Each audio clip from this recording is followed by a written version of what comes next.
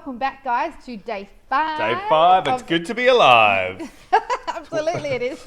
12 days of connection, here we are. Yeah, and so day 5 is to volunteer as a family. Yeah, I still remember as a kid, Mum used to make soup, and I don't remember who for, but it was for a soup kitchen somewhere.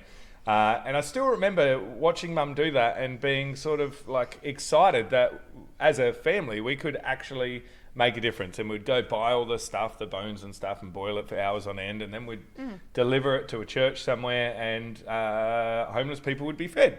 Yeah, That's pretty awesome. Cool. I love it. That's cool. I love it. And this isn't one that we've done hugely amounts as a family, but we long to do that more. But we, we have done different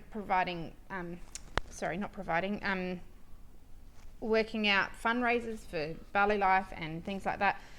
Also, sometimes helping out at your church or a school or whatever it might be. It doesn't have to be hard, but really encourage you. Where could you volunteer as a family somewhere this year? It's working together, I guess, for a common cause. Yeah, and I guess you could look at volunteering. It's not so much committing regularly to a particular thing necessarily. Yeah. That's hard when you've got a family, to work that into your time.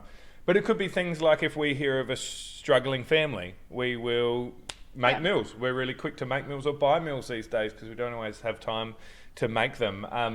Often Nicole will be in the shops, see a bunch of flowers, she'll pray with the kids, who's the Holy Spirit putting on her heart to give the flowers to, and she'll get a name and she'll buy the flowers and bless someone with the flowers. So it doesn't have to be like crazy, hey? No, it doesn't have to be super hard, but I guess it's also about, it's really easy for me to make a meal for someone and to give it to them, or, buy some flowers and give it to them. But I guess it's making it that family thing. It's that common cause that you're actually working together to make it. So recently someone needed a meal, and so Steve actually took one of our kids with him to give him that meal. And so it actually became not just a Steve thing, but it became, an actual family thing. That's Absolutely. How we bless someone. So I guess that's a really important part as well, because you're working together, because the whole point of it is that you want to have that family connection and that family bond as you do it.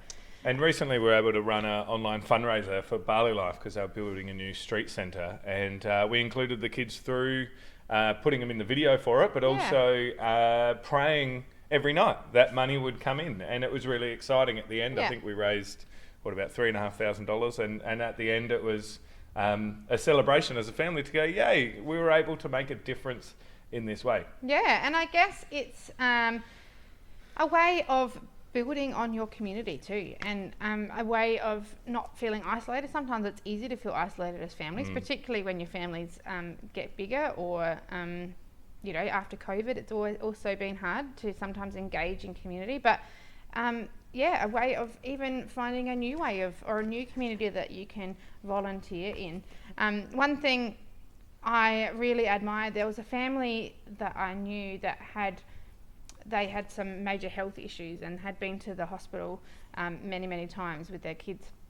And so every single year now, they actually make hampers, and every Christmas they actually take hampers and take it to the hospital, and they also go around, I think, and see heaps of the sick children and give them joy on the Christmas. But it can be a once a year thing like that, or it can be a once a week thing. It can be whatever you want it to be, but together. One of our big things as a family is we always want to be generous. Even with the little we might have at times, we want to show generosity. And so part of this, the volunteering as a family, is being a family that is regularly wanting to mix generosity in all that you do.